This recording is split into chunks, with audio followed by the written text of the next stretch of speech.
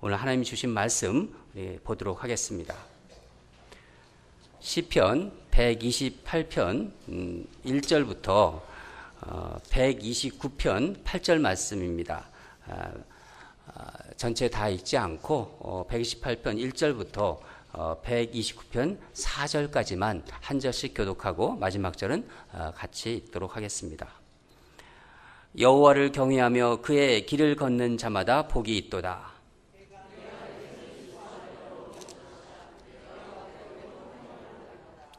내 집 안방에 있는 내 아내는 결실한 포도나무 같으며 내 식탁에 둘러앉은 자식들은 어린 감람나무 같으리로다. 여호와께서 시온에서 내게 복을 주실지어다. 너는 평생에 예루살렘의 번영을 보며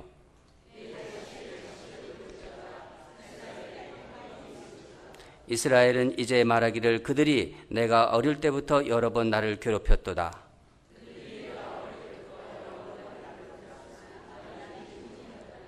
밭 가는 자들이 내 등을 갈아 그 고랑을 길게 지었도다.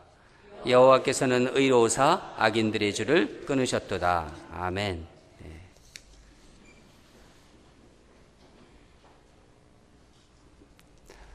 추수감사절이 참 좋은 기간에 있는 것 같아요. 계절적으로도 참 날씨도 좋고 또 사람들도 많이 이렇게 모이면서 또 가족들도 함께 모이면서 미국에서는 미국의 최대의 명절인 것 같아요. 그래서 저희도 우리 아이들과 함께 좋은 시간을 가졌습니다. 여러분들도 큰일 없이 또 잘 지내신 거죠?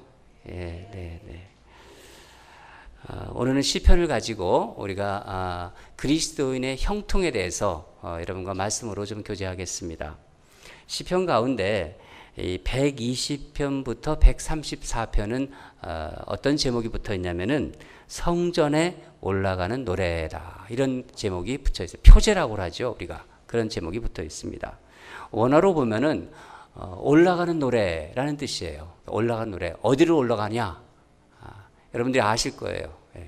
예루살렘 성전으로 올라간다는 뜻입니다. 예루살렘 성전으로 올라가면서 이스라엘 사람들은 절기 때마다 이스라엘에 절기가 있는데 3대 절기가 뭔죠? 3대 절기인데 유월절이 있고 또 오순절이 있고 초막절, 수장절이라고 하죠. 이 3대 절기 때는 이스라엘 백성들이 예루살렘 성을 향해서 다 올라갑니다. 절기를 지키기 위해서.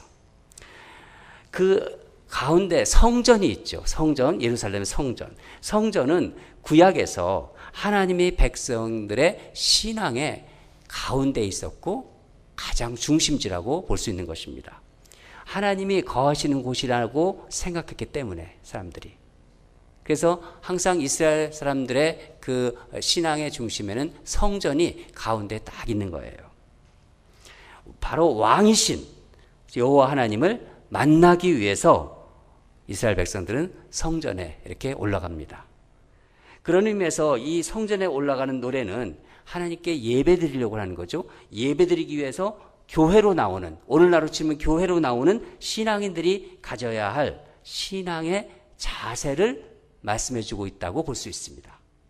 특히 우리가 읽은 이 128편과 129편은 성전에 올라가는 노래 두 가지 측면을 다 얘기해주고 있는데 128편 분위기는 어떤 소망과 기쁨이 거기에 느껴지고 있습니다. 우리가 읽었듯이 이 시를 읽으면은 막 어떤 소망이 생기고 또 우리 안에 말할 수 없는 기쁨이 차오릅니다. 하나님이 주실 복을 기대하는 거죠. 하나님을 믿는 사람들이니까. 복을 주시는 하나님을 찬양해요. 128편에서는. 반면에 129편은 이 세상에 살면서 악과 살아가기 때문에 그렇지만 궁극적으로 악은 멸망할 것이다. 그걸 알지만은 그리고 하나님의 백성으로서 또 하나님의 승리를 선포하지만은 여전히 악한 세력으로부터 고통당하는 것이 우리의 삶의 현실이라는 것을 또 이야기해 주고 있는 것입니다. 처음에는 제가 오늘 시편 중에서 128편만 말씀으로 택해서 이 밝은 소망과 기쁨을 주제로 해서 여러분들과 좀 나누고 싶으려고 준비를 했습니다. 말씀을 준비하는 과정에 계속 제 마음속에서 인생은 밝은 것, 소망과 기쁨만 있는 것이 아니다. 하나님의 형통, 그러니까 예수를 믿는 사람들이 그리스도인의 형통을 말씀으로 준비하는데 밝은 면만 얘기할 수 없는 거 아니냐. 그런 마음의 어떤 음성이 계속 들려왔어요. 그래서 이거를 그래도 좀 기쁨을 가지고, 좀 밝은 면만 가지고 좀 이해하고 싶습니다. 했더니, 그건 네 생각이다 하는 그런 마음을 자꾸 주시는 거예요. 그래서 다음 부를 봤더니 129편에 바로 연결이 되더라고요. 성전에 올라간 노래는 악한 세력이 공격 가운데 사는 하나님의 백성들이 또 하나님께 나아가는 노래라는 거예요. 두 가지가 다 있다는 거예요. 긍정적이고 밝은 측면이 있고 또 어두운, 인생에 더 어둡고 고난받은 그런 부분이 다 같이 그것을 가지고 하나님 앞으로 나가야 된다는 거죠. 그래서 129편을 선택한 것입니다. 우리 129편 2절과 3절을 다시 한번 읽겠습니다. 시작. 그들이 내가 어릴 때부터 여러 번 나를 괴롭혔으나 나를 이기지 못하였도다.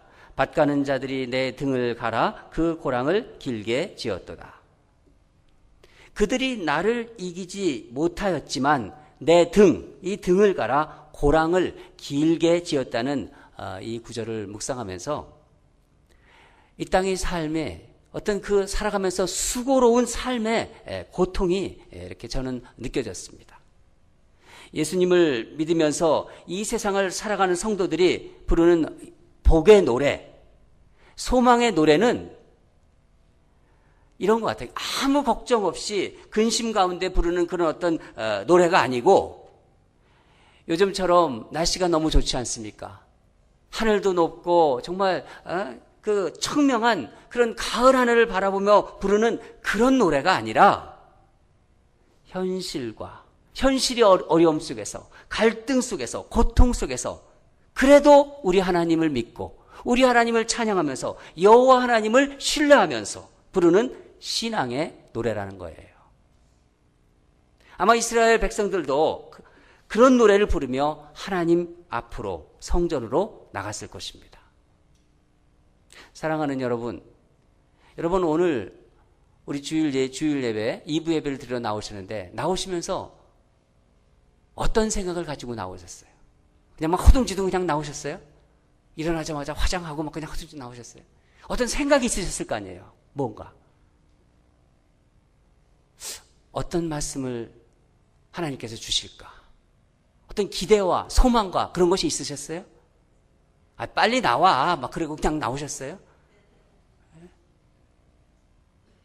저는 이렇게 우리가 새벽기도 계속 드리지 않습니까?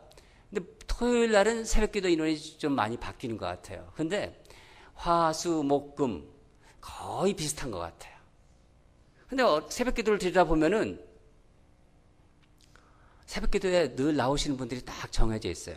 꼭 그 자리에 앉으세요. 또 와요. 근데 딱 보이잖아요. 처음 나오신 분들은.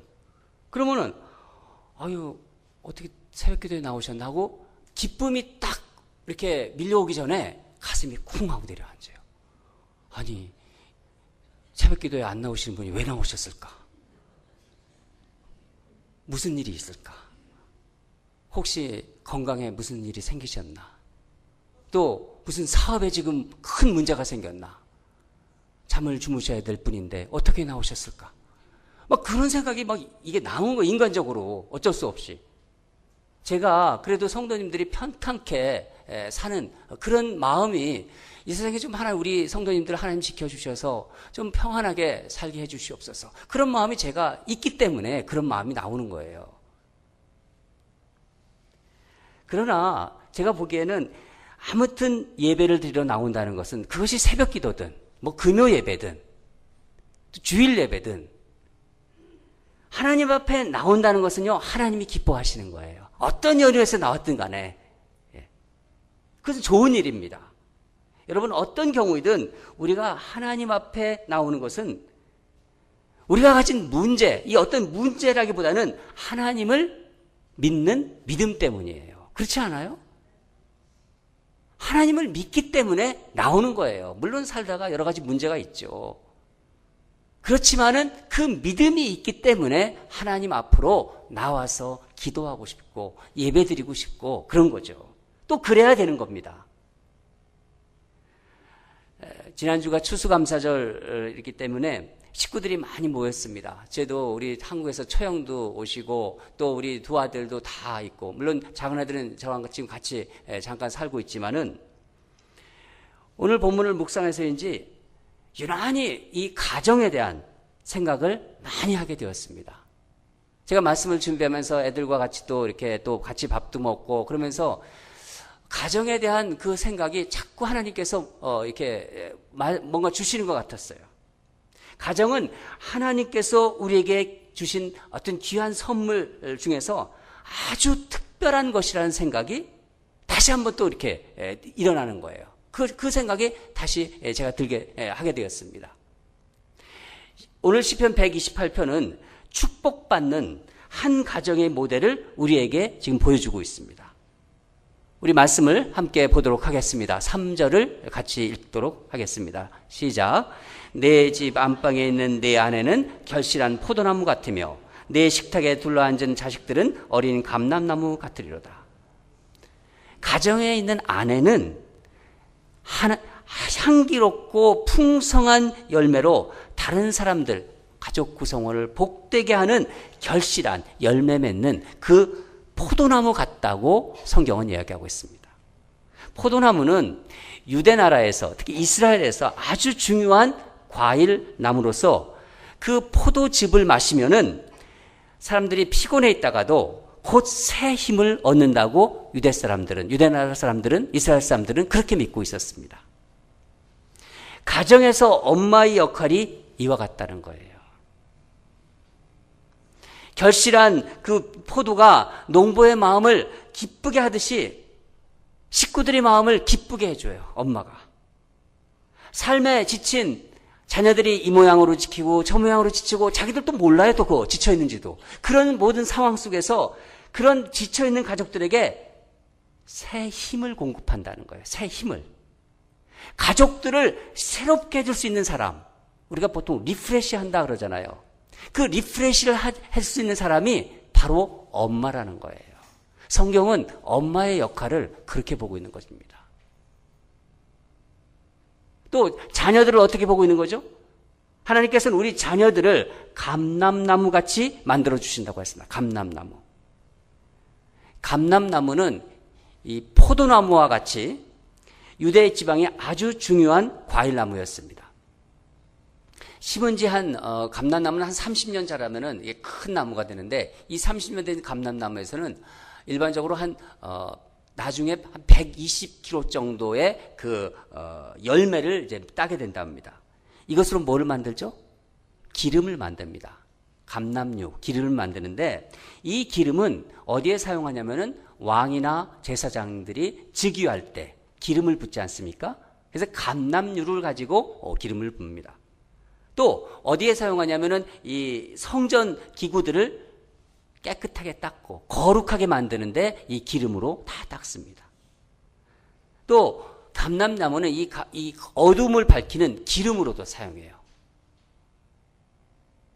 또 뭘로 사용하냐면은 여러분이 잘 아실 거예요. 그 운동 경기 같은 거 할 때, 올림픽 같을 때 그 우승자들에게 관을 씌워주죠. 그걸 뭐라고 그러죠? 월계관이라고 합니다. 그 월계관을 만드는 그 월계관 그것이 바로 감람나무 잎새로 만듭니다. 그래서 이 감람나무는 무엇을 의미하냐면은 인생의 성공, 인생의 잘 나가는 그 어떤 번영, 그리고 승리를 상징합니다. 우리 자녀들이 그렇다는 거예요. 엄마의 역할에 대해서 말씀해 주셨고, 자녀들이 어떻게 될 것이라는 것에 대해서 이렇게 얘기하고 있습니다. 128편을 이렇게 한번 이렇게 그림으로 그린다면은 아버지가 수고해서 식탁을 이렇게 다 예쁘게 만들었습니다. 근데 온 식구들이, 아내와 자녀들이 다 둘러앉아 거기서 모여있는 정다운 모습으로 이렇게 그려질 수 있는 거예요. 그런 부분을 계속 묵상하는 가운데 제가 떠오른 생각이 하나 있었는데 그 기사가 제 마음속에 떠올랐습니다. 오래전에 본 기사인데 보스턴 대학에서 발표한 그 학술 연구지입니다.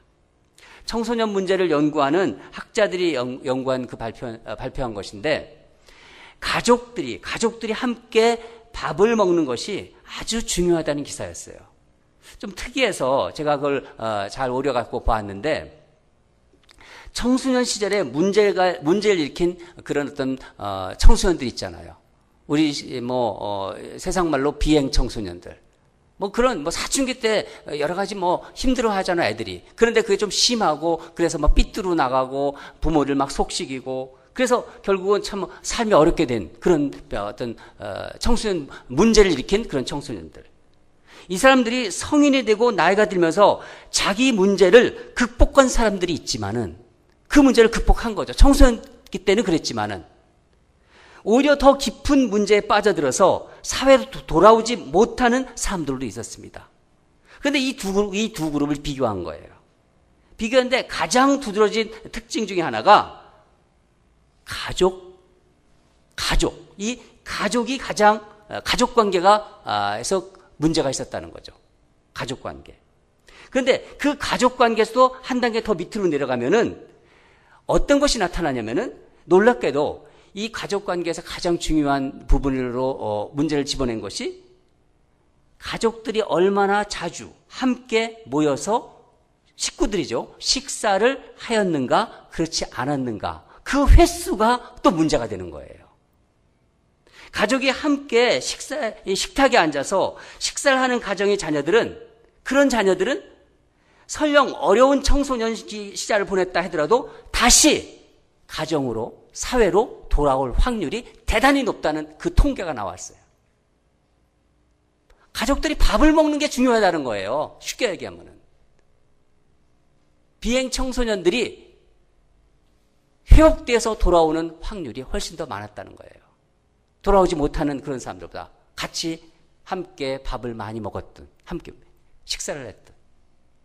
그러나 여러분 이렇게 생각해서요. 같은 시간에 식사를 한다 하더라도 아버지는 식탁에서 밥을 먹고 엄마는 부엌에서 그냥 또 대충 때우고 아이들은 또 TV 본다고 해서 TV 앞에서 떨어져서 밥을 먹고 또 아들은 그렇게 하고 또 딸은 나는 컴퓨터 한다고 그러면서 컴퓨터 하면서 밥 가져가서 혼자 먹고 그거는 함께 식사를 하는 것이 아닙니다. 혹시 여러분들 중에서 부부가 함께 식사를 같이 하지 않는 부부들이 계세요? 제가 그거는 잘 모르겠어요. 잠을 따로 자지 않는 부부, 각방을 쓰는 부부들은 다 알고 있어요, 제가. 여러분, 절대로요, 부부는요, 특별한 사정이 없는 한 같이 잠을 자셔야 돼요. 오늘 말씀을 들으면서 여러분, 부부가 제가 거명은 안 하겠습니다. 그렇지만은 여러분 중에 부부가 함께 식사를 하지 않는 분들이 있을 수도 있겠지만은 서로 잠자리라든가 내가 어떤 특별한 사정이 있지 않은 한 같이 함께 부부는 잠을 주무셔야 되는 것입니다. 제가 다락방 같은 데서도 보면은 다락방장들한테 다락방 교육 시킬 때 뭐라고 말씀드리냐면은 식구는 밥을 먹어야 된다고 말씀드립니다. 그리고 손님과는 차를 마신다고. 왜 그런 말씀을 드리냐면은 식구는 가장 중요한 사람이라는 거예요. 아무나 밥을 먹나요? 내가 그분을 중요하게 생각하기 때문에 함께 밥을 먹는 거예요.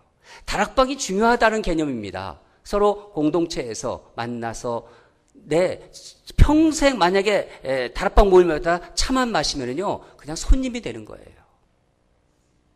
다락방을 오래 하더라도 항상 오랜만입니다 이 얘기예요. 그렇지만은 같이 밥을 먹고 같이 그 정성으로 그 밥을 식탁을 먹으면서 당신은 나의 중요한 사람이다 하는 그 메시지가 되는 것입니다. 그래서 제가 다락방에서는 같이 밥을 먹고 그 얘기를 하면 그것이 얼마나 힘든 걸 제가 알죠. 그걸 차리는 것이. 그렇지만은 그래도 우리가 소중한 것은, 중요한 것은 우리가 지켜 나가야 되는 거예요. 함께 식사도 하지 않으면서 분방하지 말라는 주님의 말씀에 순종할 수는 또 없습니다. 여러분, 아까도 말씀드렸지만 특별한 사정이 없는 한 한방을 꼭 사용하시기 바랍니다. 왜냐하면 말씀 안에 우리가 말씀을 따라서 순종하는 사람들이잖아요. 그래서 여러 가지 사정이 있겠지만은 인간적인 걸 다 내려놓으시고 나는 오늘부터 함께 방을 쓰겠다. 우리 하나님이 그런 걸 원하신다는데 우리 순종하자. 그렇게 하면서 같이 각 방을 쓰시기 바랍니다. 제가 나중에 물어볼 것입니다.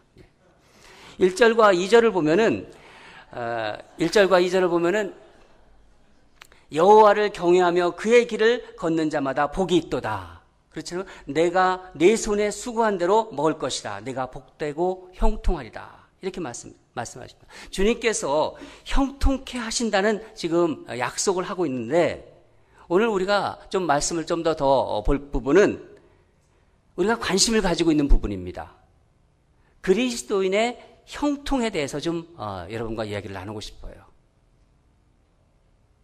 여러분, 우리에게 형통한 삶이란 어떤 것일까요? 세상 사람들도 형통에 대해서 관심이 많아요. 그렇잖아요. 우리 예수 믿는 사람도 형통에 대해서 관심이 많지 않습니까? 고생이 없고 몸이 건강하고 여러 가지로 좀 풍요로운 생활, 넉넉한 생활, 사업도 잘 되고, 직장 다니는 사람들은 좋은 직장에 다니고, 시간이 되면 승진을 하고, 자녀들은 또 원하는 대로 좋은 대학에 들어가고. 여러분, 이것이 형통입니까?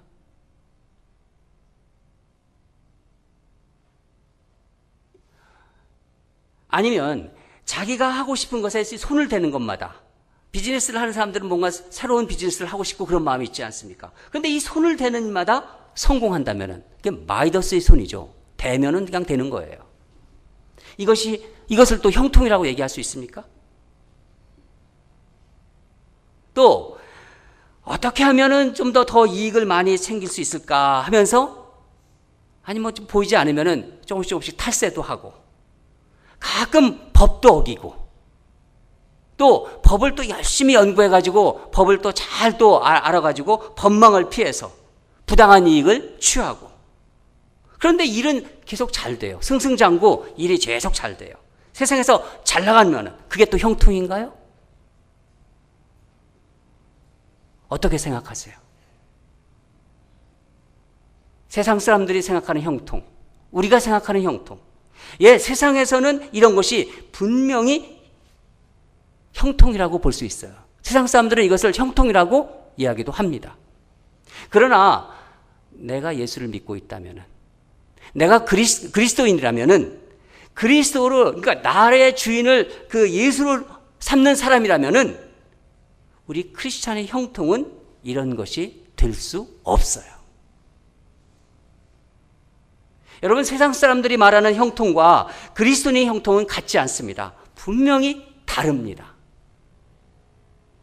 그런 의미에서 우리 예수 믿는 사람들의 형통, 정말 진정한 형통을 본다면 무엇이 형통이냐? 어떤 것이냐? 내 삶에 어떤 상황이 있습니까? 인생을 살아가면서 이런 경우에 처하고 저런 경우에 처하고, 어떤 형편에 처하고, 어떤 상황 속에서도, 어떤 형편에서도 그때마다, 그 순간마다 나의 하나님이 나와 함께 하심을, 자기와 동행하신다는 것을 체험하는 것, 그 순간마다 체험하는 그때, 그 삶, 그런 삶을 경험하는 삶이 바로 형통하는 삶입니다. 그것이 또 어느 곳인지 상관없습니다. 비록 감옥에 있어도. 바울이 감옥에 있으면서도 형통함을 체험했다고 그랬지 않습니까? 또 누구죠? 구약에서 요셉이 감옥에 들어간 바도 하나님께서 자기를 형통케 하셨다고 그랬어요.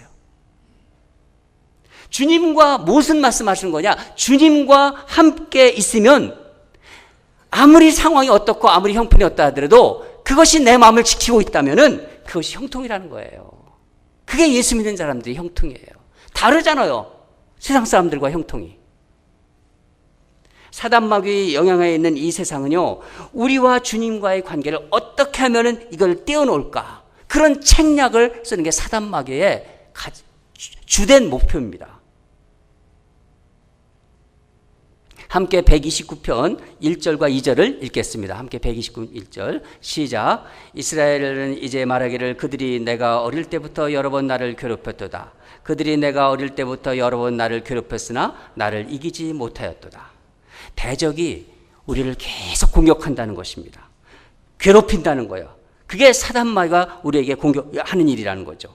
상체기를 내고 또 3절을 보면은 밭을 갈듯이 갈아버린다는 거예요. 교회 공동체를 무너뜨리고 그걸 무너뜨리려고 아주 호시탐탐 노리고 있고, 그러나 이들이 우리를 여러 번 괴롭혔으나 그 뜻대로 되지 못하고 하나님께서 그때마다 이스라엘을 그 고통에서 건져내셨다고 시편 기자는 고백하고 있는 것입니다. 여러분, 우리 인생의 모습을, 내가 살아온 모습을 한번 돌이켜보세요. 우리가 살면서 여러 가지 고통이 많지 않았습니까? 고통. 갑자기 건강했던 몸이 병이 들고, 어떤 또 경제적으로도 좀 어려워서 하루하루 살기가 힘든 그런 어떤 상황. 항상 편할 수가 없잖아요. 또 자녀를 교육시키는데 자녀가 잘 자랐으면 좋겠는데 자녀가 너무 속을 썩여요. 너무너무 힘들게 자녀가 속삭일 때 얼마나 마음이, 어떤 성도님은 자기 가슴이 새까맣게 탔다고 그런 얘기를 하더라고요. 얼마나 힘들었으면 그런 표현을 쓰겠습니까? 사업을 시작하면 좀 사업이 잘 됐으면 좋겠는데 이게 안 되는 거예요. 계속 적자가 나요.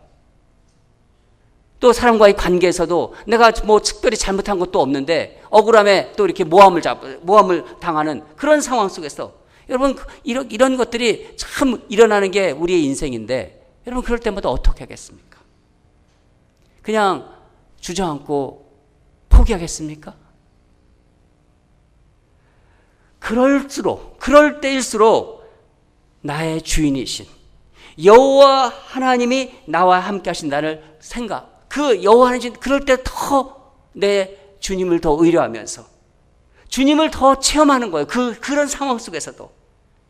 다른 어떤 것이 문제가 아니라 바로 내가 예수 그리스도 때문에, 예수 그리스도를 믿기 때문에, 그 이유에서 그 예수님을 믿는 믿음 때문에 더 튼튼하게, 더 아주 강건하게 믿음으로 살아가는 삶.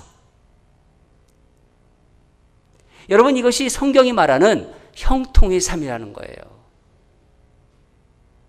비록 어렵고 힘들지만은 다른 이유가 아닙니다.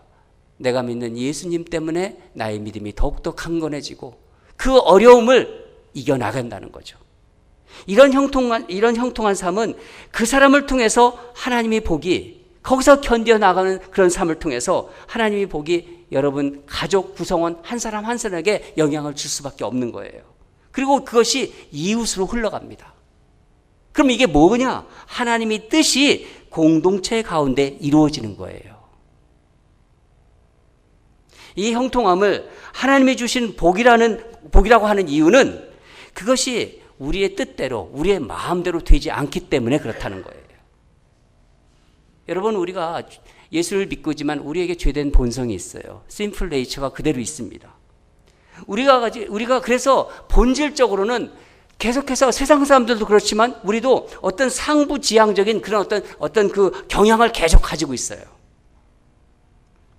그래서 그 죄된 본성을 이용해서 사단은 우리가 예수를 믿고 있는 그런 사람이라 하더라도 교회 공동체 내에서 어떤 것을 뿌리냐면은 어떤 세상의 어떤 천박한 성공주의를 갖다가 여기다 막 뿌립니다. 그리고 어떤 그 물질이 굉장히 중요하다는 그 생각을 암암리에 교회에다가 막 뿌리고 있습니다. 세속주의를 뿌리고 있는 거예요. 제가 이렇게 말씀드리니까 이해 실감이 안 오는데 제가 한번 구체적으로 말씀드려 볼까요? 세상에 지금 어떤 교회들은 교회의 리더가 되기 위해서는 웬만한 사회적인 지위가 있어야 된다고 그렇게 공공연하게 또 얘기를 해요. 또 배움도 좀 있어야 된다는 거예요. 세상에서 학벌이 좀 있어야 된다, 이렇게도 또 얘기를 해요. 그리고 더 기가 막힌 거는 돈이 좀 있어야 된다. 또 더 쉽게 말하면은 더 집도 좀 조그만 집이 아니라 좀 커야 된다. 이렇게까지 얘기해요. 어디다가 얘기를 하냐면 다락방장을 하는데 다락방장이 집이 좀 커야지 다락방원들도 모이게 되지 그 코딱지만한 집에서 무슨 뭘 하겠다는 거야. 그런 식의 얘기를 카페에서 하고 있는 거예요.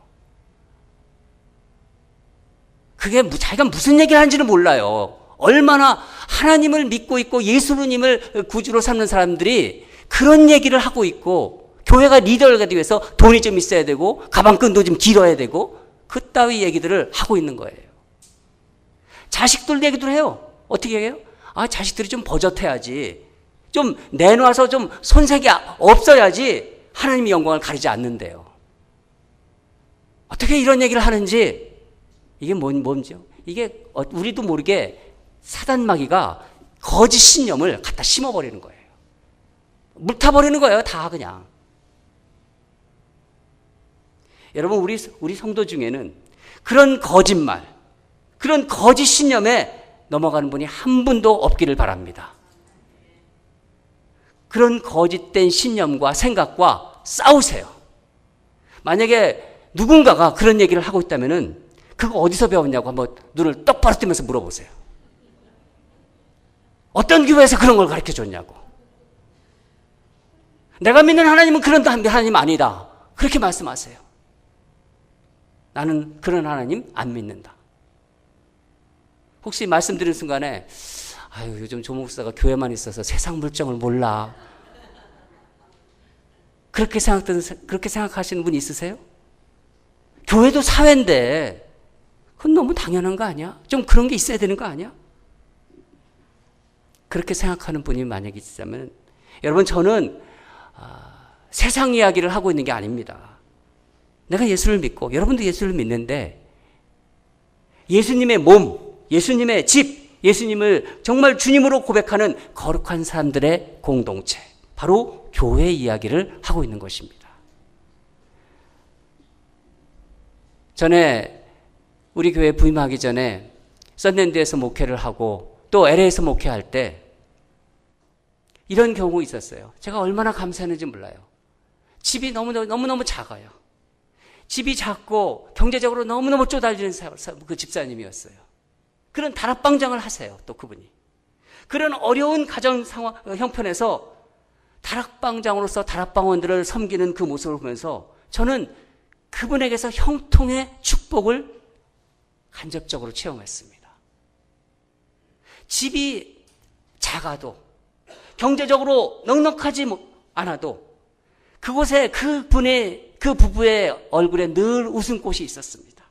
웃음이 넘쳐나고 아이가 또 제대로 커졌으면 좋았는데 아이가 너무너무 힘들게 해서 삐뚤로 나가서 학교도 안 가고 부모는 너무너무 힘들었지만은 절대로 그 아이 때문에 그 부모가 기죽지 않았습니다.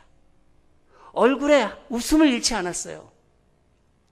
세상에 힘들지 않으세요? 그러면은 세상 사는 게 이렇죠. 근데 제 안에 예수님이 있는데, 제 안에 나의 기쁨이 있는데, 영원한 기쁨이, 이렇게 막 얘기하는 거 보면서, 이 사람이 목사인가, 막 그런 생각이 들고, 하여간 너무너무 제가 도전을 많이 받았습니다. 얼굴에 항상 웃음기를 잃지 않고, 끝까지 사랑으로 돌보고 품면서 소망을 잃지 않았습니다. 예수 믿는 사람들은 그럴 수 없다는 거예요. 내 안에 예수님의 마음이 있는데 내가 어떻게 그렇게 사냐는 거예요. 그 축복의 현장에 제가 있다는 게 너무나 고맙고 감사하고 그 감격스러워서 제가 그때 눈물을 흘렸습니다. 눈물이 날 정도였어요. 그래서 그때 제가 이렇게 기도했던 게 기억이 납니다. 하나님 영광 받아 주시옵소서. 여기 당신의 사랑하는 진정한 제자가 있습니다. 그때 그렇게 기도했습니다. 여러분, 이런 모습이 형통의 모습이에요. 하루하루 살기가 힘들고 자녀는 속썩이고 있고 그래도 다락방장한다고 그 조그만 집에서 신발을 다 놨는데 문을 열으니까 신발을 어떻게 너무 좁아서 열 수가 없어요. 그냥 문을 열어놨는데 그래도 기쁨하면서 하나님을 찬양하는 그 모습을 보면서 형통의 축복이구나 그 생각을 들었습니다. 우리 다 같이 128편 1절을 다 같이 한번 읽겠습니다. 시작. 128, 여호와를 경외하며 그의 길을 걷는 자마다 복이 있도다. 그렇습니다. 사랑하는 여러분, 이것이 신앙을 가진 자, 예배를 드리는 자의 삶의 모습입니다. 여호와를 경외하며 그의 길을 걷는 자마다 복이 있도다. 이게 그리스도인의 형통입니다. 교회 오실 때마다, 예배를 드릴 때마다, 하나님 앞에 설 때마다 여호와를 경외하며 그의 길을 걷는 자마다 복이 있도다. 이런 노래가 여러분의 심령 가운데서, 그 깊은 곳에서 계속 흘러나오시기를 주님으로 축원합니다. 우리 믿음의 선배들도 그렇게 신앙 지켰어요. 형통케 하시는 하나님의 복을 누렸고, 하나님께 순종으로 인해서 그들이 속한 공동체가 다 복을 받았습니다. 여러분, 복을 받는 걸 좋아하잖아요. 그 복이요, 복은 이게 퍼지게 되어 있는 거예요. 만약에 복이 퍼지지 않으면 그건 복이 아닙니다. 우리가 하나님을 두려워하고 사랑하며 순종하는, 다시 말씀드려서 여호와를 경외하며 그 길을 걷는 자, 그런 사람들이 될 때는 하나님께서 뭐라고 축복하시는지 얘기하세요? 구체적으로 대대손손 여러분의 자손이 하나님의 축복을 받는다고 하셨어요. 그것도 그냥 축복이라고 해가지고 언급하셨습니다. 번영의 축복을 받는다는 거예요. 그리고 평강의 축복을 받는다는 거예요. 그리고 샬롬의 축복을 받게 된다고 성경은 말하고 있습니다. 우리 인랜도 온누리교회 모든 성도님들은 여호와를 경외하며 그 여호와를 경외하는 자들이 되어서 하나님이 주시는 복을 받으며 형통하는 주님의 사랑받는 그런 자녀가 되기를 주님으로 축원합니다.